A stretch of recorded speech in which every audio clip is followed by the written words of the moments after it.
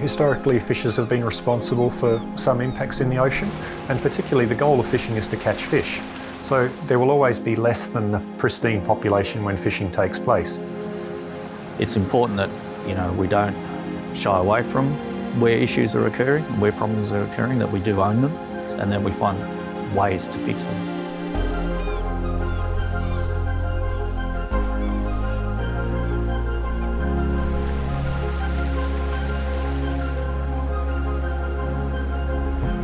I think the long history of research the CSIRO has been doing with prawn fisheries around Australia means that we can have difficult conversations, and that's helped improve the condition of some habitats and some species. It has required sacrifice from fishers in some cases, but that is because they've wanted to have long-term sustainability. They are custodians of the environment they're working in, so they do care about the environment. They want to be able to, bring a catch home and maintain their businesses, but also to maintain that business they've got to be able to basically make sure that they're looking after the environment that they're working in.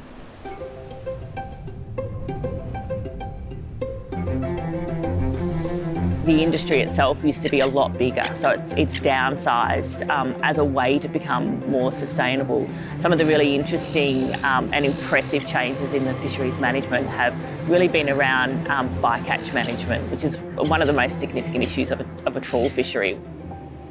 So the industry has introduced grids, which are gear modifications to ensure that big animals like turtles and sharks are removed from the trawl net, and more recently have encouraged to innovate and develop techniques and gears that can reduce that number of small fish that aren't part of the commercial catch.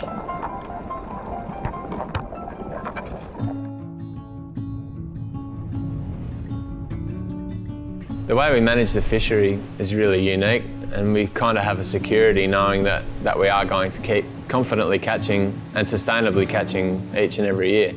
We have trigger limits in place. If we start getting down to a certain amount, we know that things aren't good and we probably need to tighten things up a bit. And in my experience, we never ever get that far. Everything's just got to be done with common sense. No matter what business you're in, it's all got to be managed under regulation. People have got to realise that we are a very tightly managed industry. The majority of all the regulations have come through from recommendations from the industry itself. The idea is to have a sustainable resource out there, and which is what everyone wants. A lot of fisheries are managed by estimating the number of fish in the water with methods such as stock assessments. The Department of Primary Industries has what's called a harvest strategy. They'll do surveys at the start of the season or prior to, and then they'll do periodic surveys every sort of 3 months. So they check all the closed areas, see what the recruitment is, and then they'll decide to open that up the next period, and then we'll go fishing. Then if there's a certain catch per kilo rate drops off, then we'll close that area, and then we'll go into the next area. It's a bit like going through 3 audits, financial audits a year to see where your company is. It's intensive, it's expensive, and it gives you a lot of information, and that gives us an opportunity to target the size of the prawns we want and just leave the rest of the Gulf alone. It doesn't need to be touched. So it's very well maintained, very well structured, and it's all about keeping it sustainable. All the ports are very busy getting the boats ready. It's massive and it's hectic. AFMA management were there with a delegation of Thai fisheries scientists who've come out to have a look at the northern prawn and how it's managed. It's pretty amazing to have international fisheries interested in how we manage it as an example of best practice.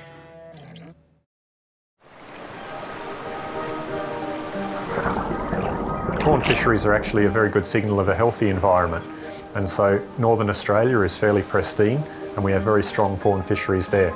In Western Australia, Shark Bay is a World Heritage Area, and again very strong prawn fisheries in that region. In Southern Australia, for example in the Spencer Gulf, again we have very strong prawn fisheries because the environment is in very good condition.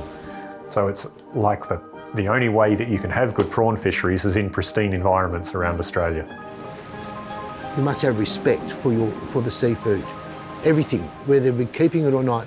If you don't, the one bit that you disrespect will come back to bite you. We're in it for the long term. The fishery's been going for 50 years. I'm a 3rd generation. I've got 3 sons, and I want to have a future in the industry for at least one of them, if that's what they choose to do. It's just an endless pursuit to be the best and setting big goals. You can't just sit back and keep doing what you're doing. We've got to keep getting better and better. Without that, the fishery wouldn't be able to demonstrate its sustainability.